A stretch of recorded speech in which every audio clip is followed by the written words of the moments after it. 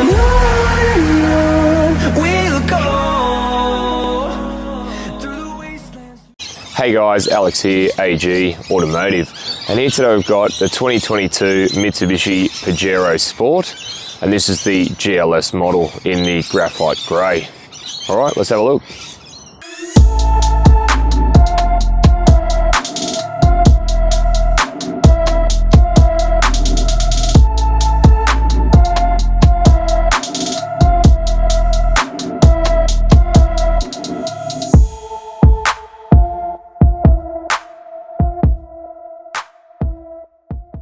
Alright, before we get into the video, just want to do a shout out to Booth's Motor Group at Gosford, who were nice enough to let me have a look at this today, and I'll leave their contact details down below. And if you are after a Mitsubishi Pajero or any of the Mitsubishi range, please go and see them and let them know that Alex from AG Automotive sent you, and they will look after you.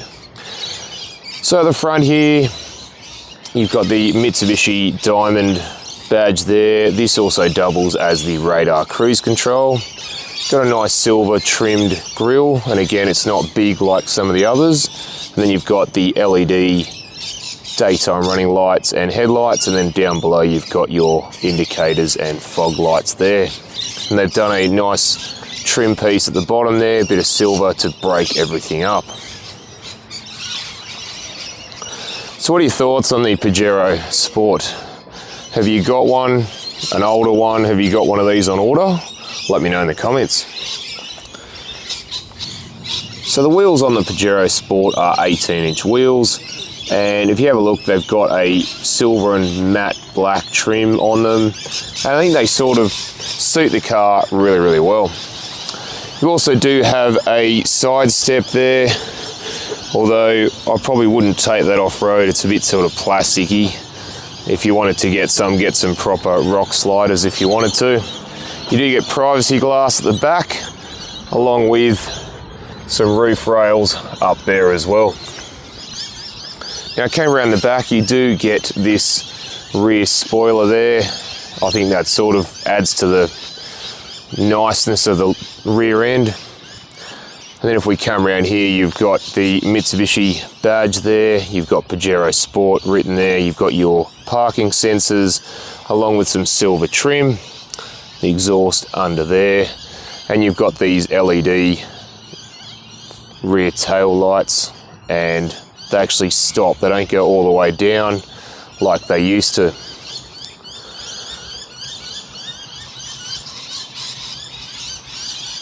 Alright, let's go and have a look inside. Alright, just in the Pajero Sport.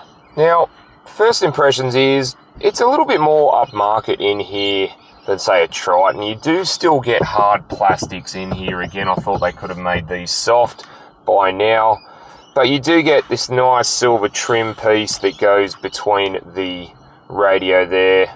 And you also get some nice trim piece around the gear selector, and you've got nice stitching on the doors, more trim on there, and you get these nice padded pieces just between the dash there you can rest your leg on, so that's nice. So to the right of the steering wheel, you've got your engine start stop, you've got your mirror controls, you've also got your traction control, your parking sensors, and your forward collision mitigation. And the steering wheel itself, reasonably chunky but nice, still nice to hold, full leather. And you do get your audio controls on the left and your radar cruise controls on the right there. And then further down you have a few buttons for your phone, and there's a few buttons for your menu and whatnot there. And behind the steering we get big paddle shifters. I quite like them. As you know, I'm a bit more performance orientated when it comes to driving, so I enjoy that sort of feel there. And you do get auto headlights and auto wipers there as well. Alright, so with the dash, you do get analog speedo and tacho. Unfortunately, you don't get digital speedo in this day and age. You should have it. I think the Mitsubishi should have had it on this by now. In saying that, you do get a small little screen in the center there. I'll just go through a couple of them. You got like the eco indicator there. You've got what wheels are being driven and whether the diff locks are engaged or not. You've got your settings menu. You've also got your trip computers there. your distance till empty, and your average fuel there as well. So we'll come over to the media center. Now, look, I'll be honest, Mitsubishi's media center is probably getting a little bit dated. It needs to be upgraded, I think, anyway. Now, you do have your multimedia there, so you've got AM, FM, you've got Bluetooth, you've got USB audio, video, you've even got a HDMI as well as digital radio.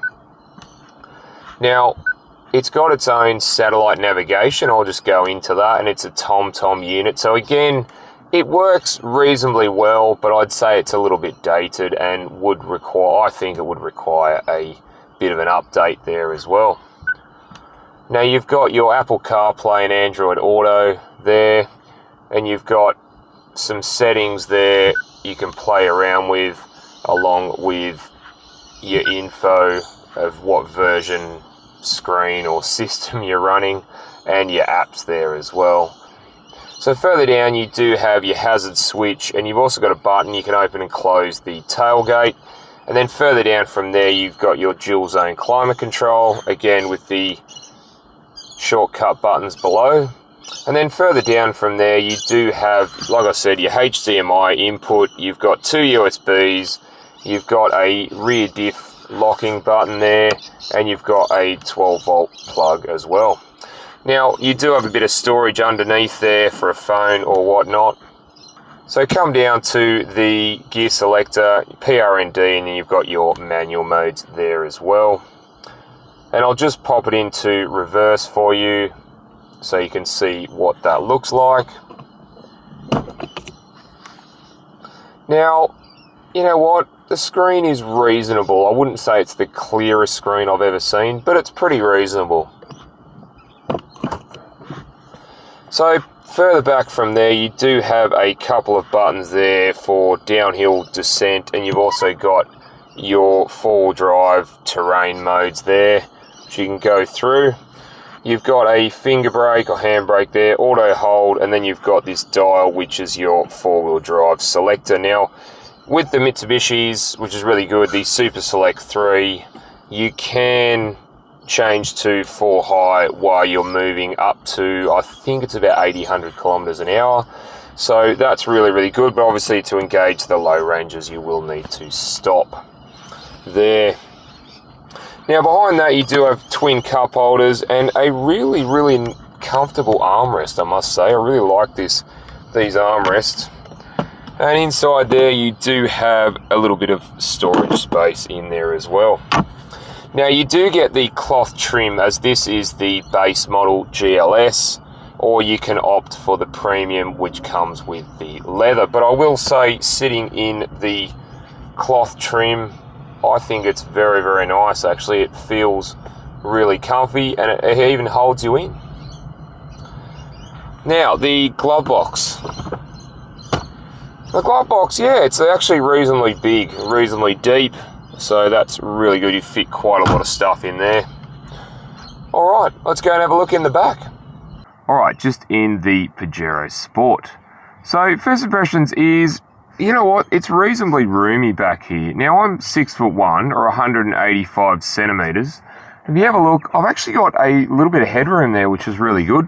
Knee room isn't too bad, it's nearly touching the seats. Leg room and foot room is actually not too bad for me. And look, I'm no small fry, as you know. Yeah, it's quite nice. These cloth trim seats are, yeah, really nice.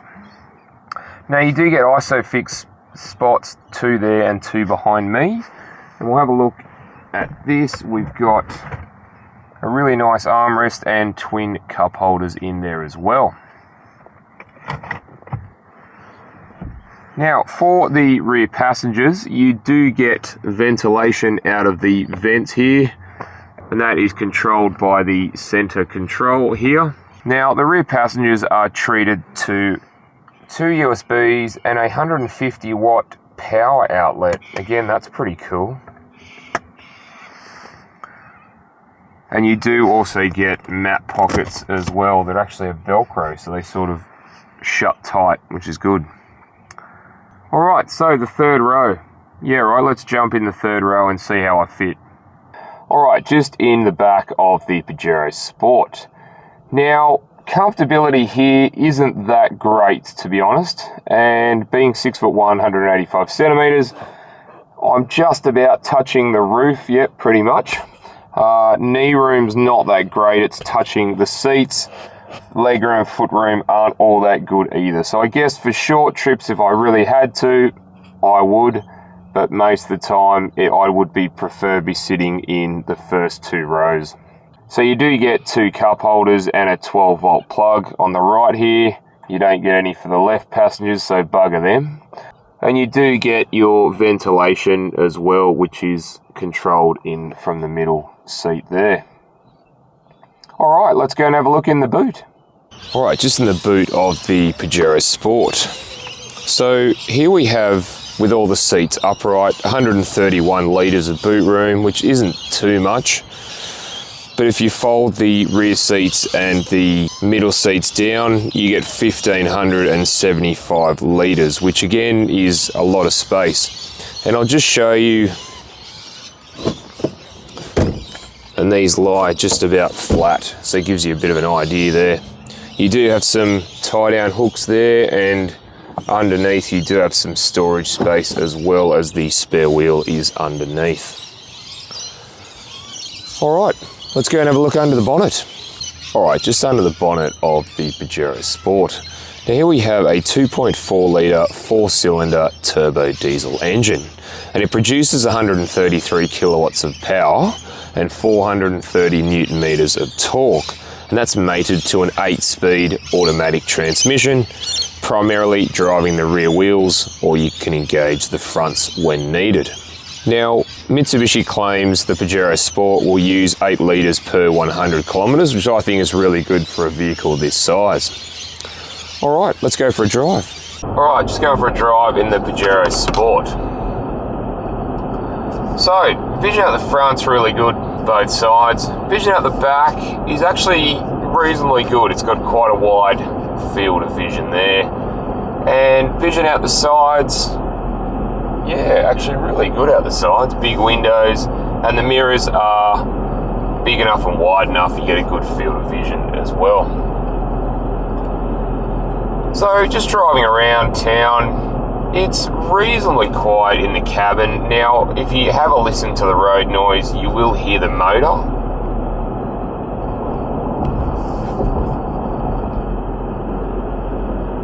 Obviously, because diesels, doesn't matter what you get, diesels are normally quite loud idling and when you get on the power.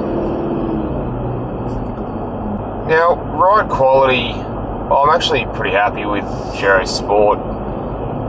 When I did the Triton, I was actually pretty impressed of the comfort and rideability in that over its rivals, and it's the same with the Pajero Sport.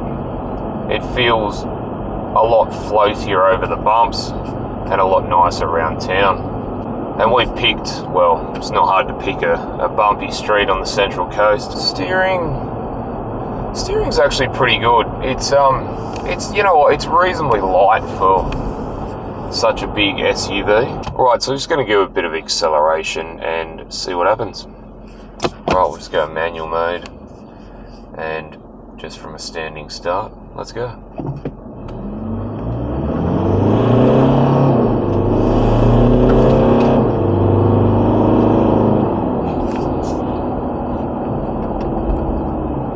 Actually, not bad. You know, they actually picked up quite well. Now, I know the Pajero Sport has less power than its rivals, and that's not such a bad thing because obviously this is lighter than its rivals, so obviously the power to weight ratio isn't bad in this, and I think it accelerates quite well for a big SUV. Alright guys, thanks for watching, and don't forget to like and subscribe, and I'll look forward to seeing you on the next one. Alright, thanks guys.